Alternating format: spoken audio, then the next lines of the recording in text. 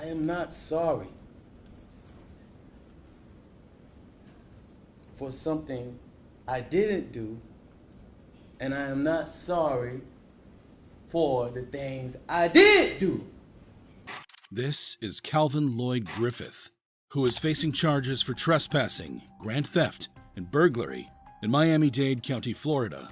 30-year-old Griffith is a notorious car thief who was already on probation for similar charges when he decided to take his criminal behavior to a whole new level. It all started when Griffith allegedly broke into Miami Edison Senior High School and stole a Volkswagen Passat from the parking lot. But the real show began when Griffith appeared before Judge Catherine Pooler for his bond hearing. He started speaking over the judge so his mic was turned off, and he began acting up to get the judge's attention. Anyway, because I smoke weed and cocaine. Clearly seeking attention, he shouted, "My mom's here," as he was brought into the courtroom. And if that wasn't enough, when his microphone was turned off, he resorted to the one thing he believed would capture everyone's focus: twerking. Yes, you heard that right. Your Honor. While the courtroom erupted in muffled laughter, Judge Pooler was anything but amused. Griffith's family claims he suffers from mental illness and was off his medications at the time of his courtroom escapade. In fact, his mother even showed up to court with a bag of prescription medications in hand. Oh, your mom is here with a bag full of, looks like his medicine. Yes. Griffith was charged with burglary, petite theft, grand theft, and trespassing in a school safety zone. This was not his first rodeo, as he was already on probation for similar offenses. Judge Pooler wasted no time issuing the bond and reminding Griffith to stay far away from Miami Edison Senior High. Clearly, twerking in court doesn't win you any favors. Griffith may be a dancer, however, not all convicts resort to dancing in court, especially not Darrell Brooks. This is Darrell Edward Brooks Jr., I got one ear that work, and I heard that.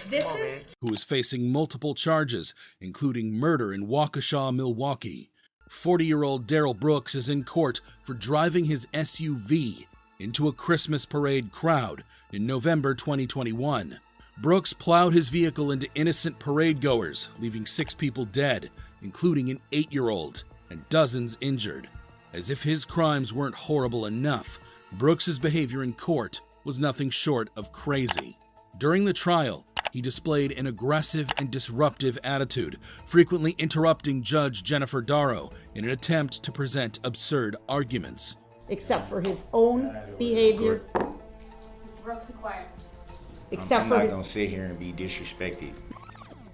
Mr. Brooks, there's nothing disrespectful. They're doing it in Yes, a it is. respectful... In response, Darrow occasionally resorted to isolating Brooks in a separate room, allowing him to participate via a monitor, but muting him unless it was his designated speaking time.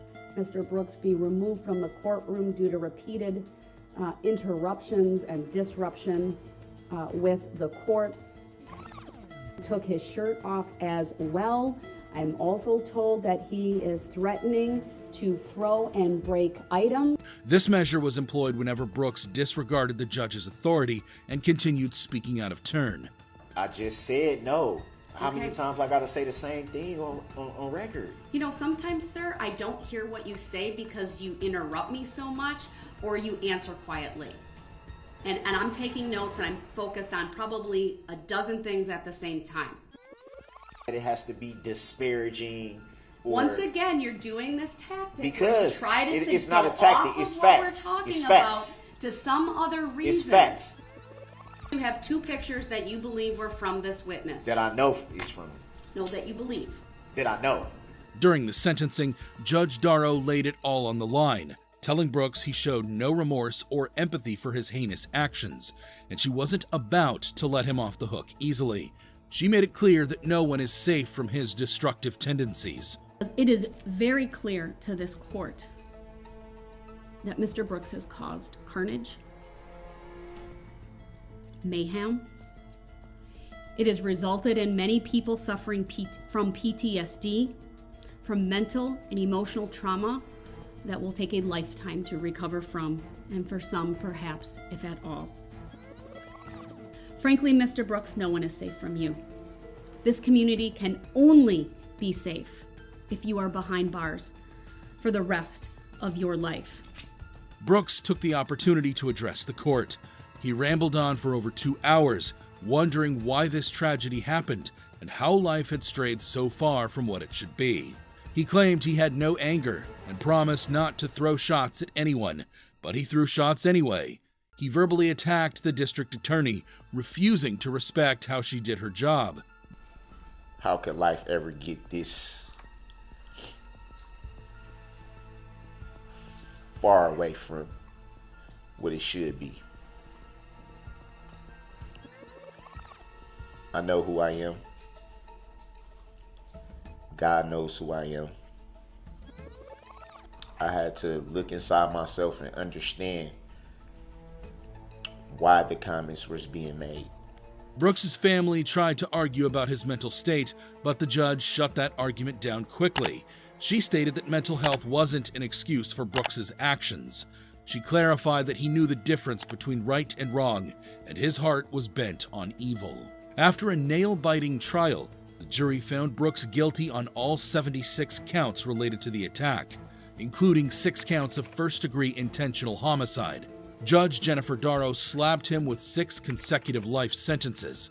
She also added 17.5 years for each of the 61 counts of first-degree recklessly endangering safety with a dangerous weapon.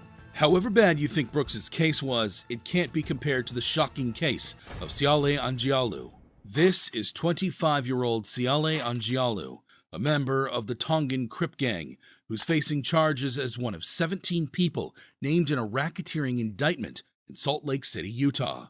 Angialu's charges also included conspiracy, assault, robbery, weapons offenses, and a series of robberies and attacks on local store clerks. Angialu, a towering figure, measuring 6'3", a gang member who weighs about 260 pounds, was also charged with assaulting 2 federal officers and threatening them with a firearm. Angialu was the final defendant in the case to face trial, but today he is in a Salt Lake City federal courthouse and feels particularly bold.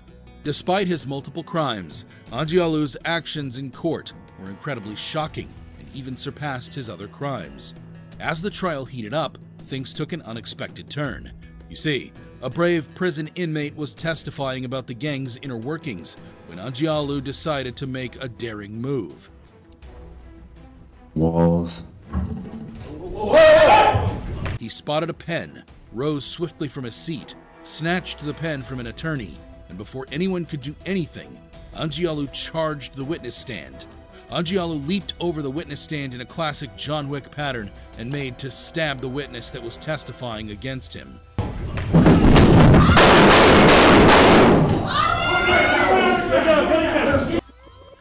Drop it out of your hand. Luckily, a U.S. Marshal took action before anyone could fully comprehend what was happening.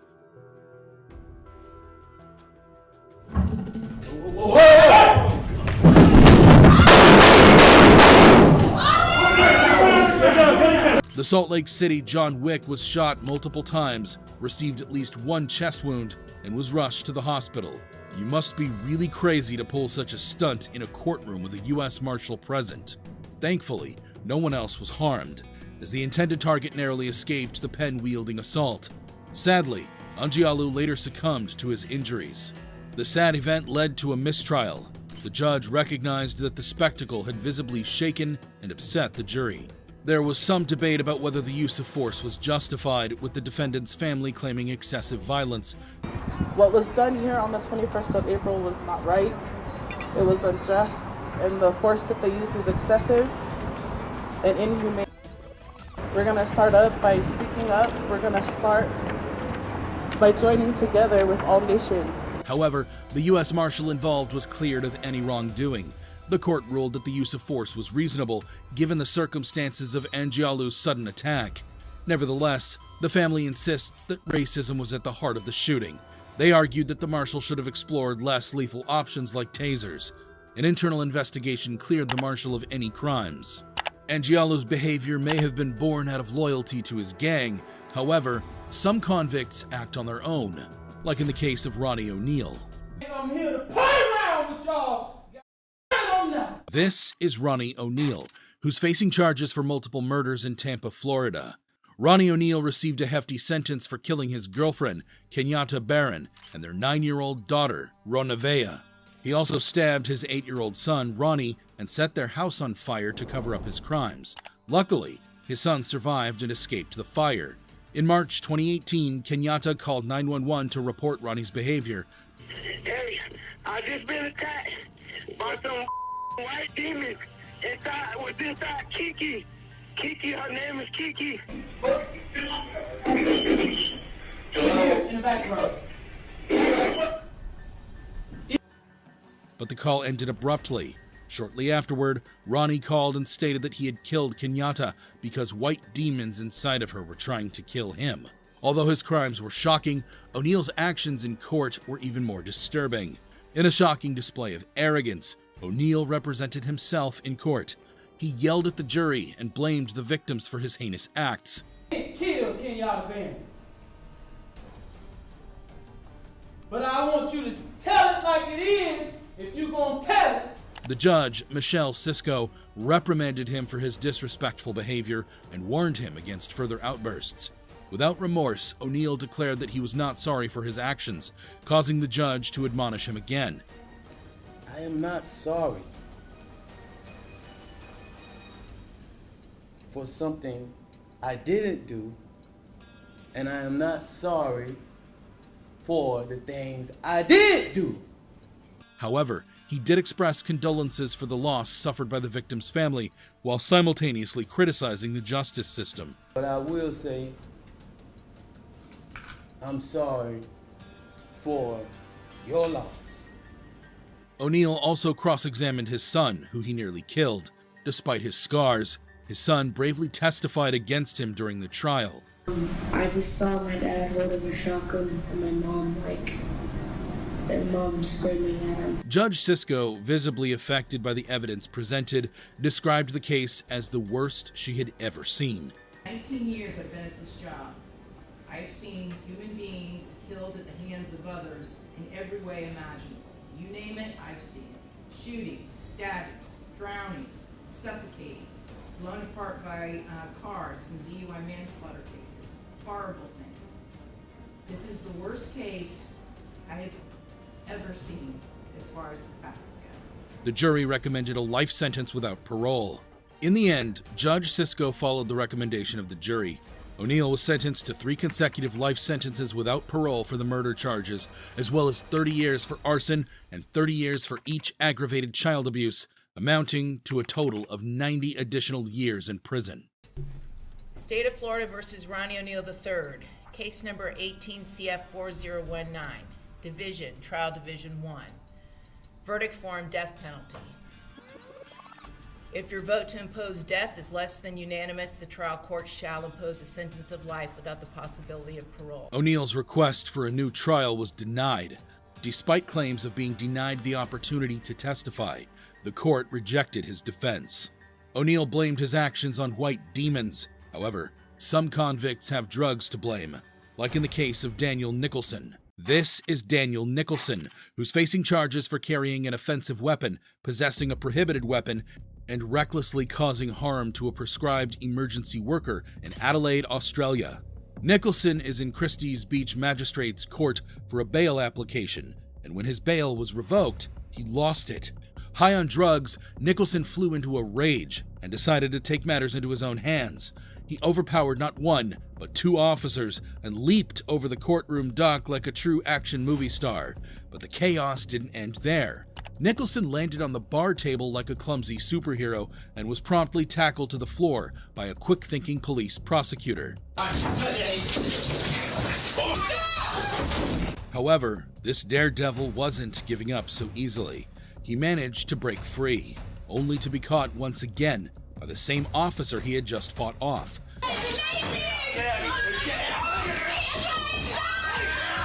It was a real cat-and-mouse chase right there in the courtroom. The crazy scene unfolded before Nicholson's lawyer and his own family, including his son. Unfortunately for Nicholson, his daring escape didn't quite work out as planned. he was taken back to his cell and hit with charges of escaping custody and recklessly causing harm to the officers involved. The prosecution argued that he deserved jail time for his crazy stunt. During the sentencing, Judge Liesl Chapman called Nicholson's outburst inexcusable. She reminded him that being high on drugs wasn't a good look. She even questioned the example he was setting for his son.